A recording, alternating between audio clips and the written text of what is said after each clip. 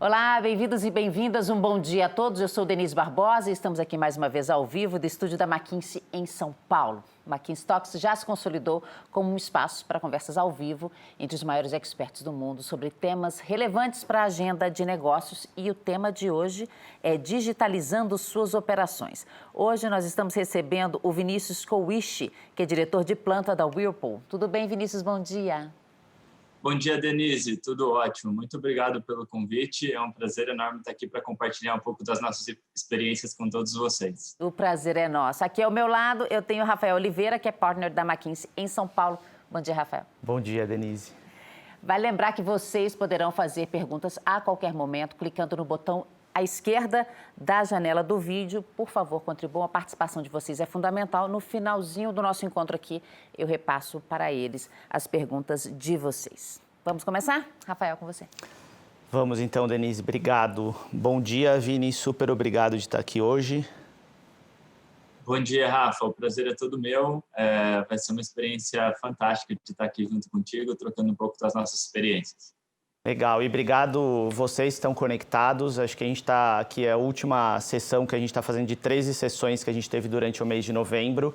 Vamos falar um pouco de como estrategicamente estruturar uma transformação tecnológica em operações e como que você pode aplicar elementos importantes disso no dia a dia. Tá? Então, para iniciar aqui, a gente já usou esse slide em algumas das sessões e a gente trouxe para reforçar um pouco o conceito da importância dessas transformações tecnológicas para as empresas, né? Então, a gente tem aqui um gráfico que mostra um pouco da participação do mercado de empresas e a gente tem visto 3 possíveis caminhos que as empresas têm percorrido, né? Então, um deles é de empresas que já estão extremamente estruturadas e sólidas, com um modelo de negócio mais antigo no mercado e que elas não se adaptaram rapidamente a toda essa evolução tecnológica que tem acontecido hoje, né? E elas têm perdido muita relevância de mercado. E que as que vão declinando em participação, que a gente vê do lado direito ali embaixo, empresas como Blockbuster, Kodak, que perderam bastante relevância de mercado. Ao mesmo tempo, a gente tem algumas empresas ou startups, ou empresas que já, como bancos, como o Nubank, que já começaram de forma digital, tanto em relação com o cliente, quanto internamente as suas operações, as suas estruturas com um custo muito mais otimizado, que tem crescido rapidamente e exponencialmente. E tem uma terceira gama de empresas, são aquelas que já tinham um modelo de negócio estruturado e que se adaptaram rapidamente a tudo isso, implementando uma série de elementos das novas tecnologias, que a gente vai falar um pouco mais para frente, e conseguiram dar esse salto que a gente está vendo aí no slide, né? E se adaptando e competindo ainda de forma relevante no mercado. E aí, Vini, o que você tem visto que você acha que tem feito a diferença para empresas como a Whirlpool dar esse salto que a gente está vendo no slide? Rafa, quando a gente olha nomes tão fortes nessa curva de baixo, faz uma correlação quais poderiam ser os fatores de sucesso dessas companhias que estão na curva de cima, eu acho que o principal fator correlacionando elas é, sim, ter focado em gerar valor para o consumidor, né? Independente do seu histórico de processo ou serviço ou produto, essa rápida adaptabilidade ao novo cenário é a que faz a grande diferença. Se desfazer de potenciais vieses anteriores ou quebrar paradigmas correlacionados aos produtos que oferecem aos consumidores foram os grandes diferenciais que fizeram essas companhias estarem, sim, hoje cada vez mais fortes, se adaptando a cenários totalmente diferentes.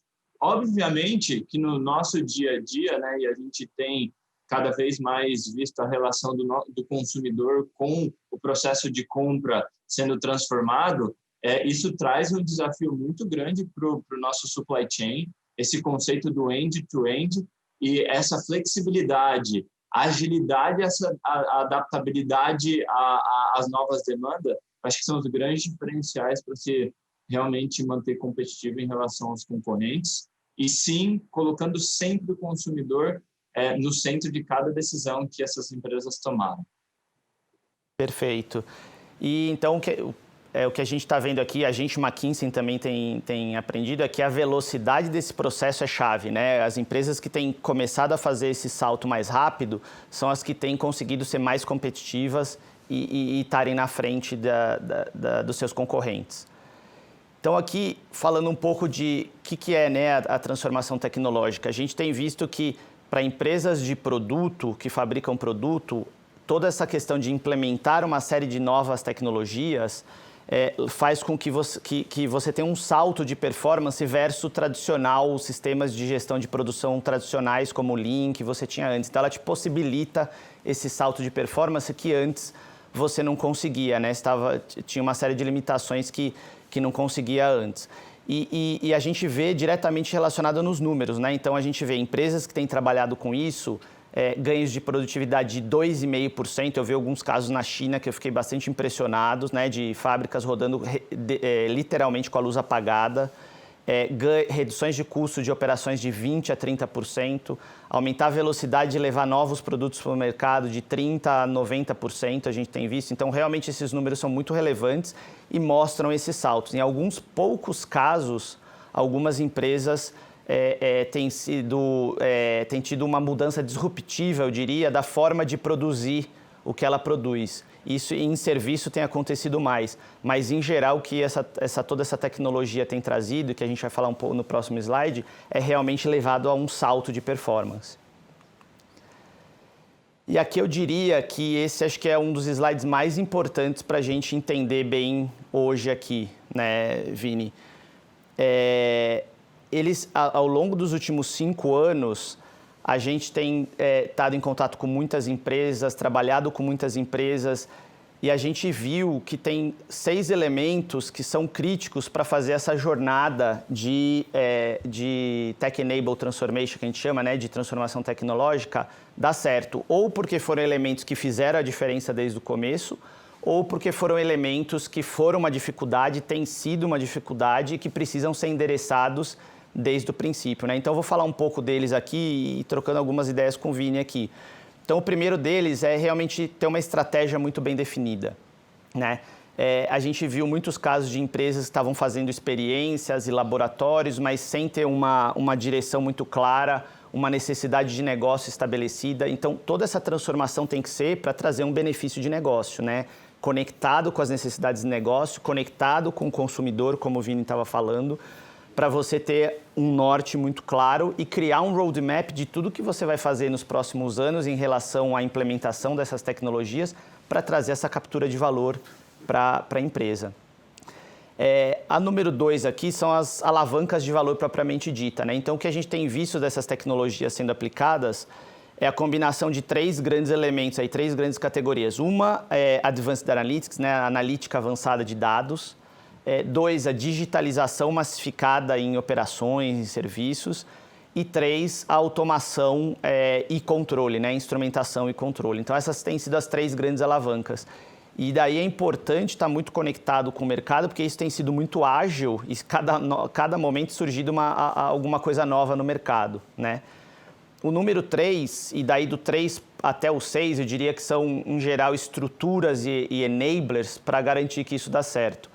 Então, toda a infraestrutura de TI e TO das empresas, né, tanto da parte de TI que a gente está acostumado, quanto da parte de TO, que é toda a infraestrutura de dados operacionais, a gestão de tudo isso, a disponibilidade desses dados de uma forma adequada e rápida e centralizada é importante para você poder capturar o máximo valor, que se você não tem essa estrutura bem definida e bem estruturada, você tem uma série de aplicações tecnológicas que você fica limitado para implementá-las, né?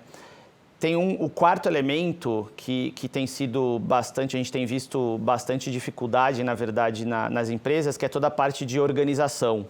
Tanto no sentido de conseguir os profissionais que têm os skills, né, têm as habilidades necessárias para implementar essas tecnologias, especialmente Advanced Analytics, desde consegui-los, treiná-los e eles treinarem outras pessoas e criar toda a capacitação dentro da organização para adotar essas novas tecnologias, né?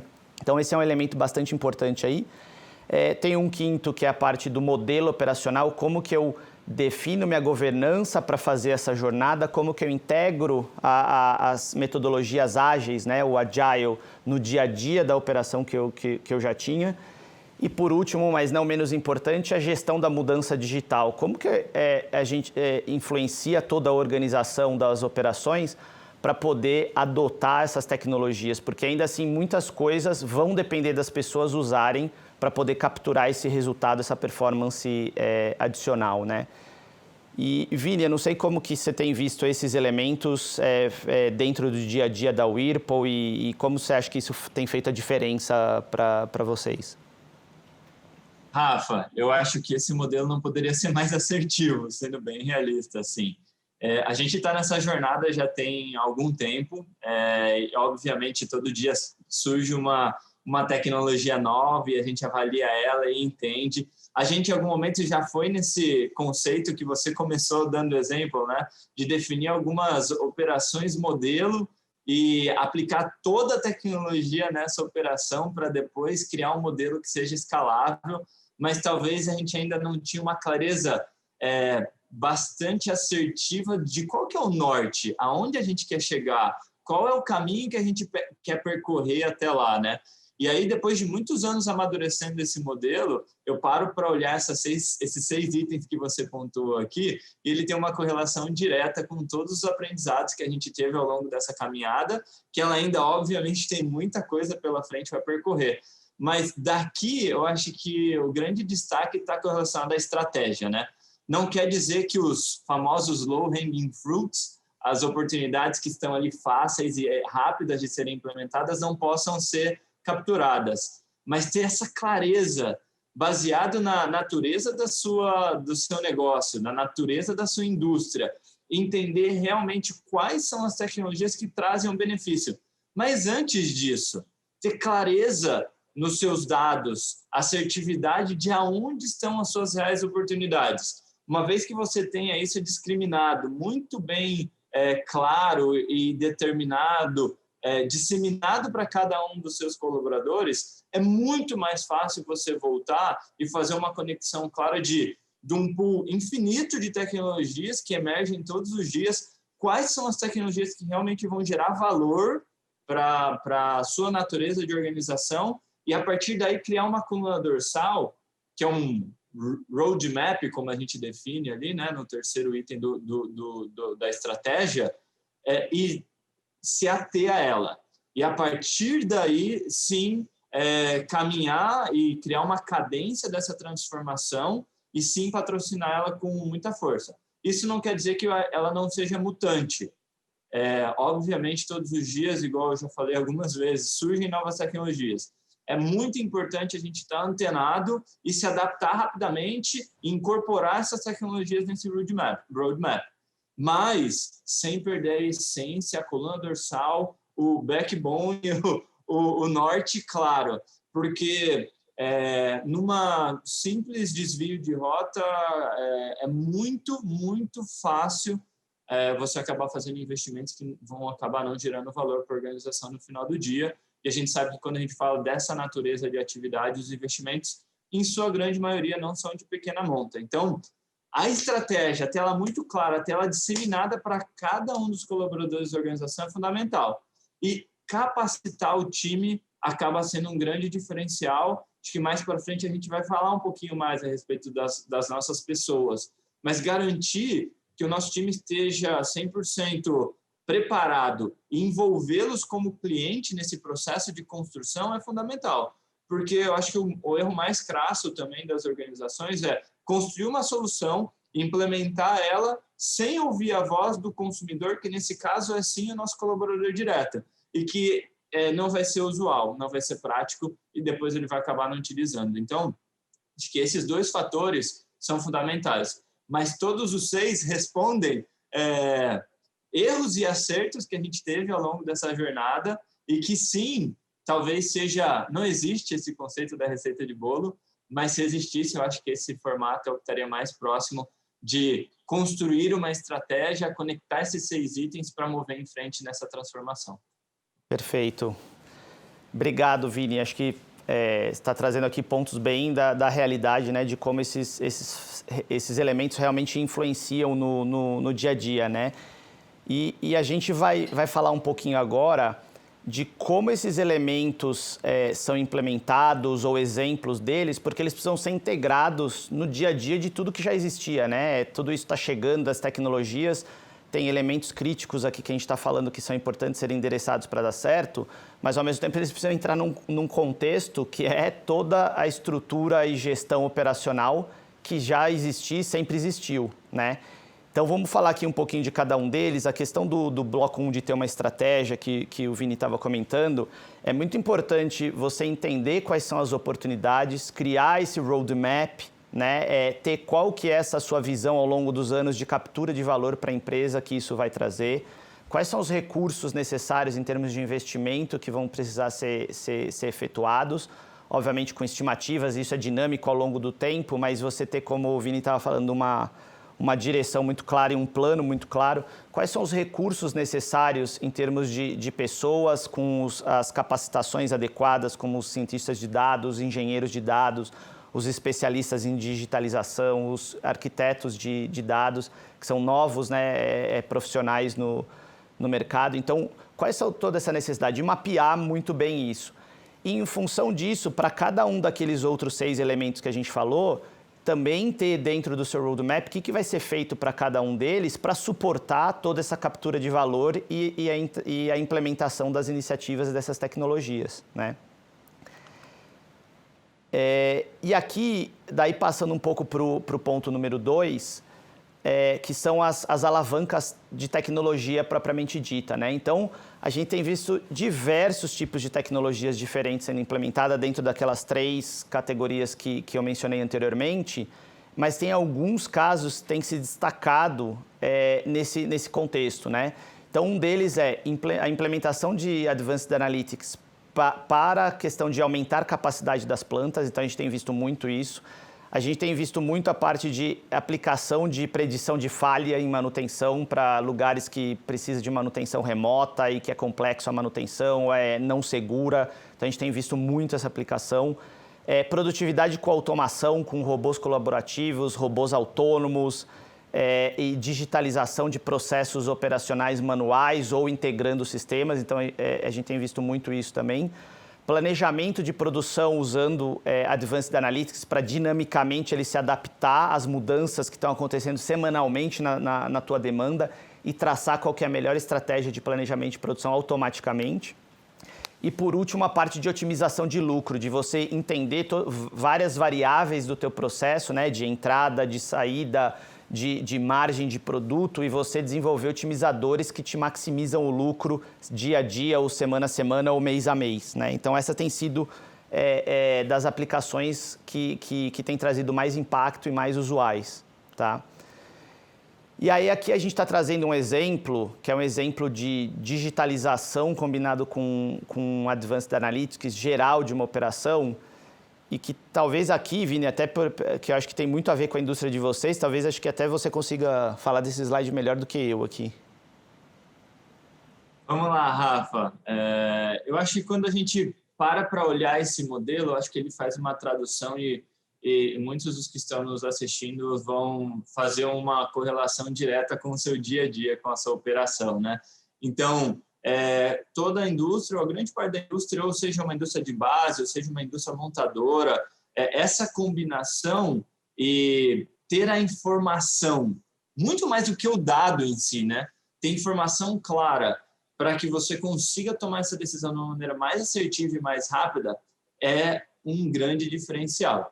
Quando a gente para olhar esse fluxo produtivo que chega desde a chegada do material, a todo o processamento, o abastecimento dele nas linhas e a entrega do produto final, a gente passa assim por muita atividade humana. E essa atividade humana, ela tem muita variação, ela traz para a gente, dos primórdios do Lean Manufacturing, né, o conceito dos gargalos dinâmicos. Então, quando a gente para fazer uma reflexão, o que um engenheiro, há pouco tempo atrás, demorava 1 semana, 2 semanas, 1 mês, para realmente fazer um trabalho de mapeamento claro, onde ele consiga colocar dentro desse mapeamento a variação de todos os produtos que rodam, por exemplo, nesse fluxo produtivo, hoje em dia, com essa captura de dados, esse data collection automatizado, inteligente, acontece de maneira instantânea. Então, o melhor engenheiro do mundo para capturar esse gargalo mutante teria uma grande dificuldade, ao olho humano é super complexo, e esse tipo de sistema traz para a gente uma velocidade, e aí, mais do que isso, né? Eu acho que a grande diferença está o que você faz com isso. Então, você saiu de dados isolados, misturados para informações muito claras e objetivas que fomentam você a tomar decisões mais assertivas.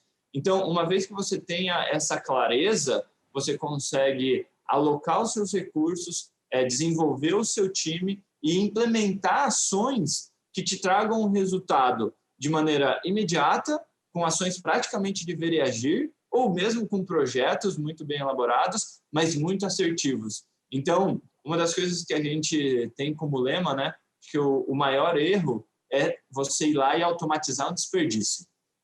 Automatizar o desperdício é um absurdo. Quando você tem clareza dos seus dados e assertividade dele, você consegue ter uma segurança de você vai investir no lugar certo e vai trazer o melhor resultado possível. Que na grande maioria das vezes, e aí também compartilhando um pouco da nossa rotina, né, acaba sendo uma surpresa.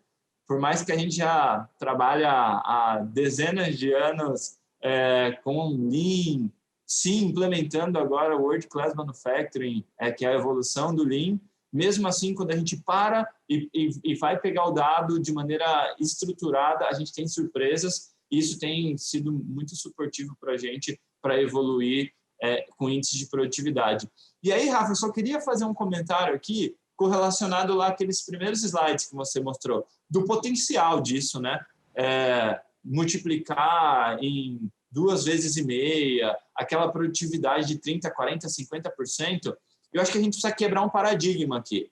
Sim, existem fábricas no Japão, na China, que rodam de luz apagada, mas para alcançar aquele nível de produtividade não é necessário chegar nesse patamar. Sim, com tecnologias aplicadas de maneira assertiva, combinado com o conhecimento de Lean Manufacturing, WCM, aqueles números são super factíveis de ser atingidos. Perfeito. E eu fico pensando um pouco, Vini, aqui tudo que você estava falando, até imagino, né, o processo de vocês com linhas grandes, complexas, milhares de materiais chegando ao mesmo tempo, diversos fornecedores, um fornecedor que tenha um desvio numa matéria-prima pode te gerar um gargalo instantâneo, que muitas vezes a linha é tão grande, com tanta variação de produtos e fornecedores e pessoas que você nem sabe de onde que está vindo a perda, né? E achar, identificar isso é muito complexo, né? E, de certa forma, além disso ajudar, como você estava falando, de ser muito mais rápido do engenheiro, eu acho que ajuda a ser assertivo e você saber ver variação de tempo de ciclo de pessoas, entre turnos, onde que às vezes não era para ser um gargalo e está sendo e está perdendo 5%, 10% de produção naquela linha constantemente. Então, eu acho que também dá uma visibilidade do que está acontecendo na linha de forma instantânea, né? Perfeito, Rafa. E eu gostaria de, nesse momento, até extrapolar um pouco mais, né? Acho que mais do que a produtividade em si, essas tecnologias também ajudam a gente a cada vez mais traduzir em postos de trabalho mais confortáveis, que estejam mais conectados com todos os critérios ergonômicos e também a todos os fatores de qualidade, né? Então, conectar tudo isso te traz um pool de oportunidades imensurável. Perfeito. Legal. Vou trazer um outro exemplo aqui, Vini, que e o pessoal que está assistindo a gente, que é sobre daí a aplicação de Advanced Analytics em indústria de base, né? Depois a gente pode até aqui, Vini, ver como que isso pode ser aplicado para vocês e tal. Esse aqui é um exemplo, e acho que muito interessante, eu gosto demais disso, sou apaixonado por esse tema específico de como aplicar Advanced Analytics, predição e tal.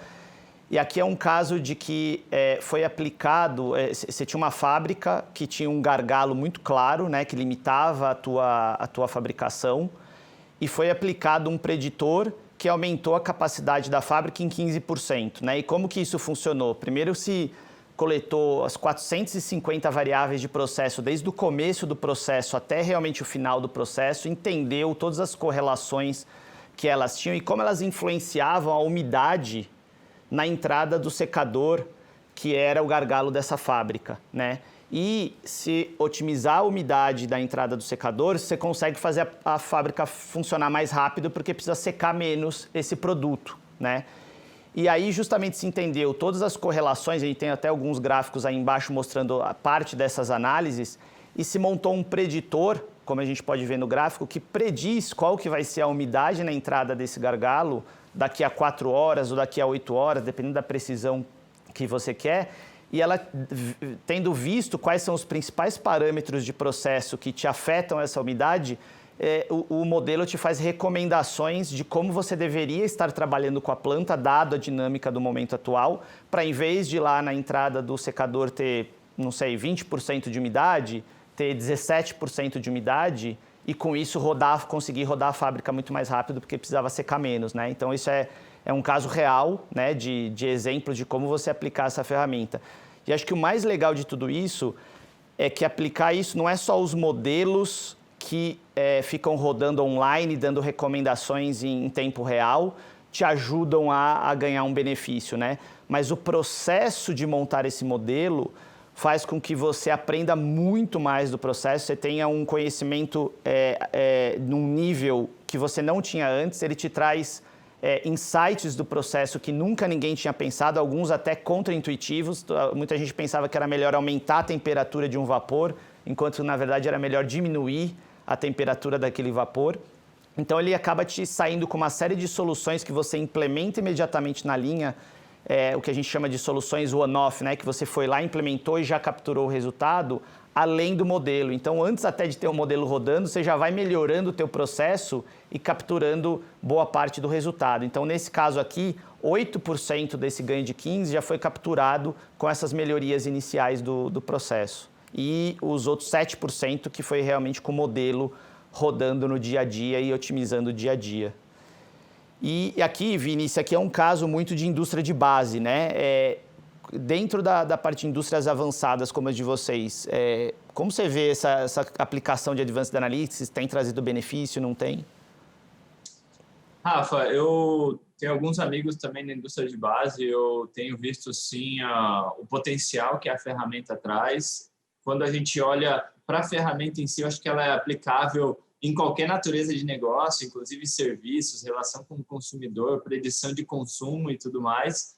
Quando a gente fala especificamente da nossa indústria, a gente sim tem muito potencial correlacionado aos nossos processos primários. Então, por exemplo, processo de esmaltação, de pintura, de colagem, onde os elementos de meio ambiente são fatores importantes nesse cálculo do consumo da matéria-prima, na combinação entre elas. Temperatura e umidade são fatores cruciais para a qualidade e consumo. A gente sim aplica e gera muito valor, então a gente tem transformações muito bacanas, histórias muito bacanas de melhorias de qualidade baseado na aplicação desse conceito. Eu acho que, além disso, tem uma correlação boa também com pessoas, né? Tira um pouco da dependência do especialista daquele equipamento. E que, poxa, se começou a chover ou começou a esquentar, tem aquele nosso colaborador que vai lá, ele faz aquele ajuste fino e que o processo vai rodar perfeitamente. Acho que tira essa dependência, traz uma inteligência, ajuda a tomar a decisão de maneira antecipada e também dá a oportunidade desse colaborador que é tão especial ajudar a gente a desenvolver outras soluções. Não ficar preso naquele equipamento, cuidando dele como se fosse o pai dele todos os dias, né? Perfeito.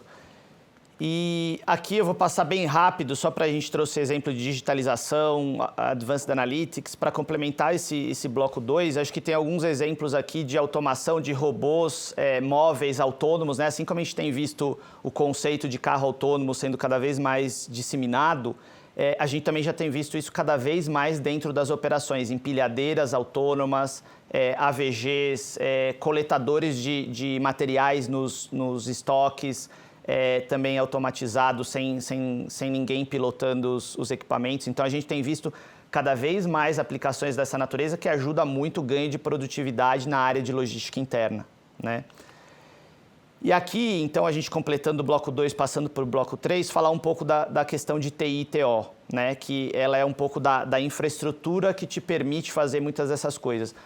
Muita gente pensa que, fala assim, puxa, mas então para eu começar a fazer essa jornada, essa transformação tecnológica, eu preciso automatizar toda a minha fábrica, coletar dados de todos os meus equipamentos, integrar tudo isso num banco de dados e a partir daí que eu vou começar a conseguir implementar essas soluções de digitalização, de Advanced Analytics, e a resposta é não, né? Tem muitas coisas com que já existem, até às vezes com dados manuais, que são coletados de produto, subproduto, de processo, que já é possível criar uma série desses modelos ou de fazer uma série dessas digitalizações, mas sim, é muito importante fazer um diagnóstico inicial, entender a estrutura de TI e TO que você tem hoje, para ver como ela tem que ir evoluindo junto com o teu roadmap das iniciativas para ir te possibilitando capturar todo esse potencial e implementar iniciativas que no futuro vão ser possíveis com a evolução de como você evolui com a parte de TI e TO,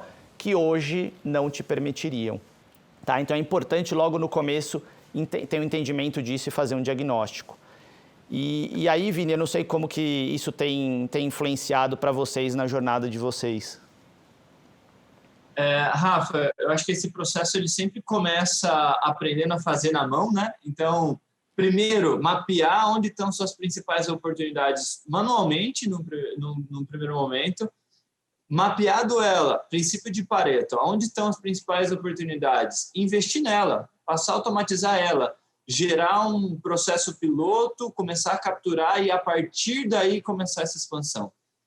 O fator humano aqui, de novo, é fundamental. Então, sim, uma estratégia clara, uma capacitação clara, uma conexão muito forte com os times de TI é fundamental para que a gente avance sem colocar muito dinheiro e não ter o retorno, mas, ao mesmo tempo, avance na velocidade necessária.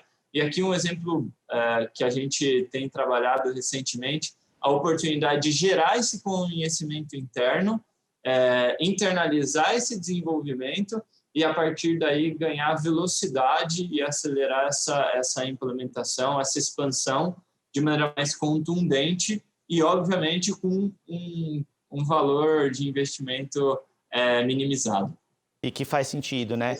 Ou seja, o que você está falando é não sair loucamente automatizando tudo, mas sim de acordo com aquilo que vai agregar valor e que está dentro do seu roadmap, aquilo que faz sentido. Outras coisas talvez vão ficar sem ter toda a infraestrutura de dados e que faz parte da vida porque não agrega o valor necessário, né? Exatamente. Perfeito. E aí, aqui mudando um pouco, a gente falando dos elementos 4 e 5, né? Da parte de organização e, ao mesmo tempo, da parte do modelo operacional, né? Então, uma das coisas que a gente tem discutido com muitas empresas e tem visto muitas perguntas sobre o tema é: ok, entendi tudo isso, como isso traz valor, que eu tenho que ter um roadmap, mas quem faz essas coisas, né, acontecer? Quem cria os modelos? Quem cria as soluções digitalizadas de processos manuais e de integração de sistemas?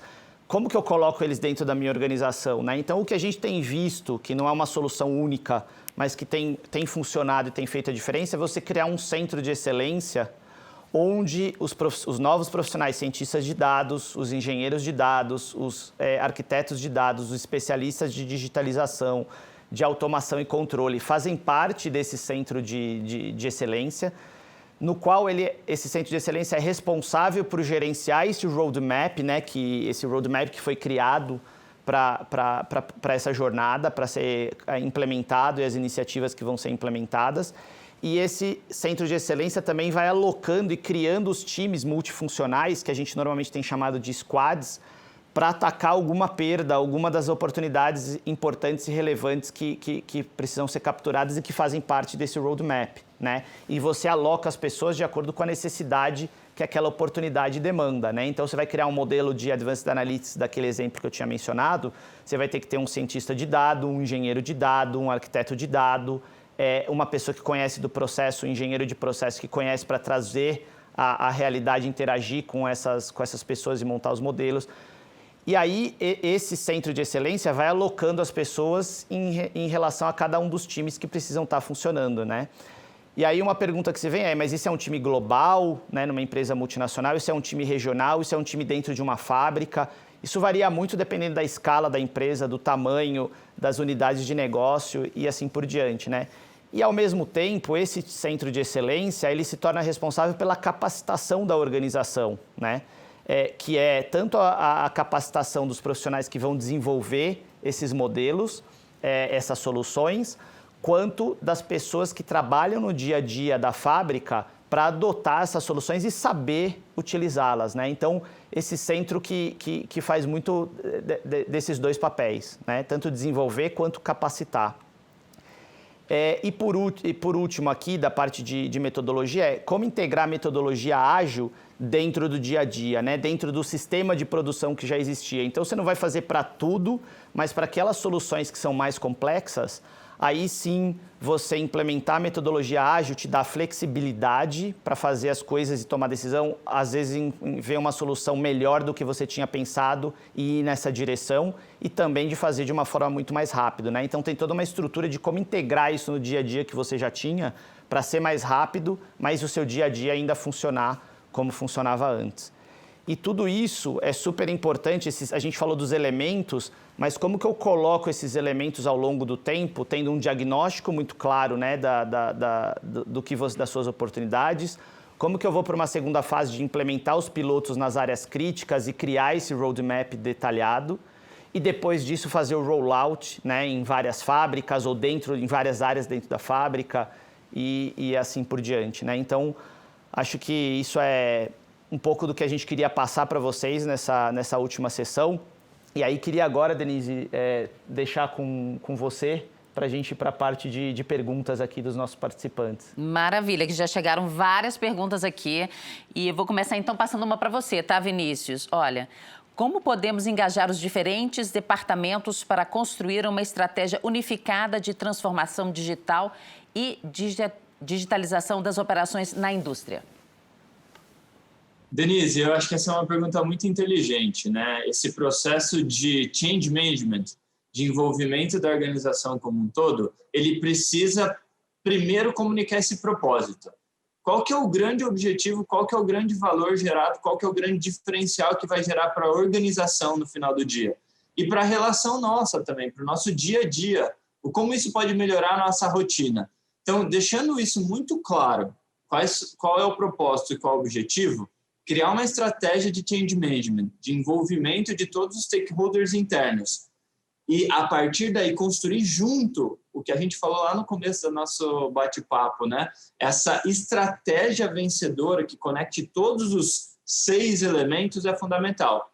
E, uma vez que essa estratégia esteja difundida, agendas de cadência para garantir que o alinhamento aconteça, que a execução e as aprovações aconteçam no timing correto, é fundamental. Maravilha. Segunda pergunta, como criar a cultura em todos os níveis de liderança sobre a importância da transformação digital? Eu acho que as pessoas passam a enxergar valor em realmente executar aquela estratégia a partir do momento que elas experimentaram pela primeira vez. Então, esse conceito de piloto e o conceito do envolvimento na construção, na minha visão, são vitais para o sucesso da condução do todo. Então, não adianta um pequeno grupo construir uma solução e entregar para um segundo grupo, falando assim, pode utilizar agora, sem envolvê-lo no momento correto. E para a liderança sênior da organização, trazer a clareza de o que aquele investimento pode trazer de potencial, o que aquele investimento pode trazer de competitividade e mostrar novamente essa visão do todo. Porque, igual o Rafa comentou, alguns investimentos para esse tipo de transformação são enablers, a gente define, né? São alguns investimentos que eles são fundamentais, que eles sedimentam esse caminho, mas que talvez eles em si não gerem um resultado, não tragam um retorno financeiro na data zero, mas que eles são fundamentais para, a partir deles, construir outras soluções, que essas soluções sim trarão um grande resultado para a organização. Vinícius, olha, vocês mostraram vários elementos para ter uma transformação tecnológica de sucesso. Por onde devo começar? Essas duas conexões de, sim, definir potenciais pilotos, e para definir o piloto não é normalmente a área que seja mais fácil de implementar, é baseado no mapeamento ainda manual, a área que vai te dar o maior desafio, o maior potencial de retorno. Porque uma vez que você consiga aplicar essa solução nessa área que traz o maior resultado, normalmente essa área vai também te trazer as maiores dificuldades de implementação. E aí, uma vez que você transcendeu tudo isso num ambiente controlado, naturalmente as expansões acontecem de uma maneira mais suave, porque grande parte dos desafios você já enfrentou lá no mais complexo. Então, você talvez se desafie um pouco mais no começo, mas você não vai ter um processo de frustração depois em cada expansão que você faça, porque normalmente você já vivenciou as grandes dificuldades lá na piloto, tá? Então, acho que esse é um grande elemento. E o segundo pedaço é, de novo, não caia na besteira de automatizar o desperdício. Se é evidente uma movimentação de material desnecessária, um manuseio desnecessário, uma disposição numa posição ruim de um posto de trabalho, trabalhe a solução de base e depois implemente.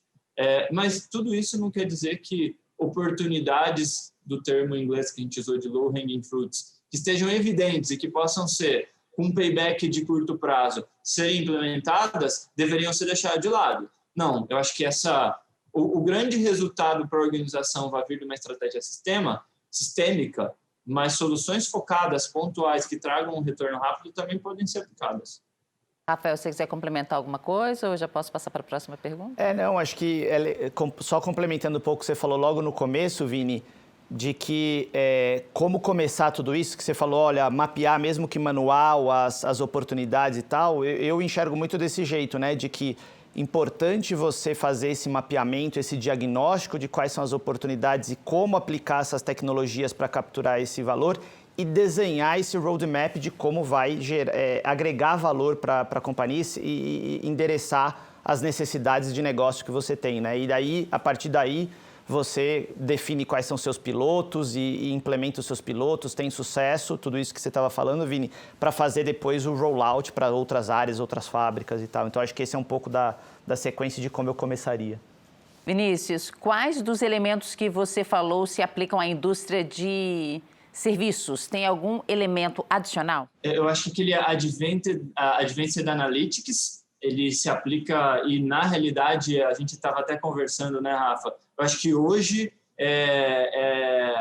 talvez a área que mais tem utilizado isso, o varejo, inclusive, a área que mais tem utilizado o Advanced Analytics.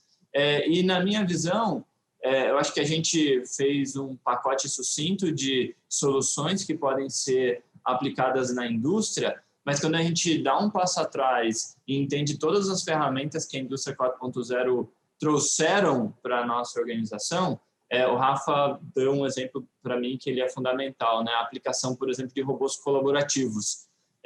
Eles elevam um outro patamar completo, a oportunidade de fazer melhorias do ponto de vista de segurança, de ergonomia, de qualidade, de produtividade para nossas operações, sem se desfazer do fator humano.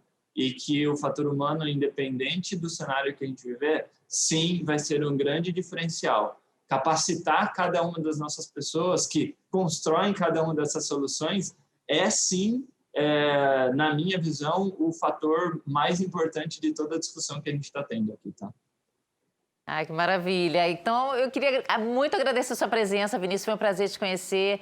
Rafael, muito obrigada também por estar aqui com a gente hoje. Vocês fecharam, assim, com chave de ouro a nossa série, né, a McKinsey Operations Series. Muito obrigada mesmo. Queria também agradecer a você de casa, que ficou com a gente aqui os últimos 45 minutos. Quem mandou perguntas, super obrigada pela participação.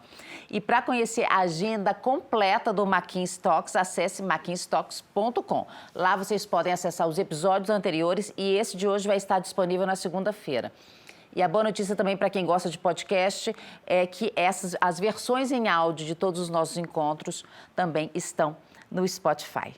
Muito obrigada novamente. Bom fim de semana a todos. Até a próxima. Tchau.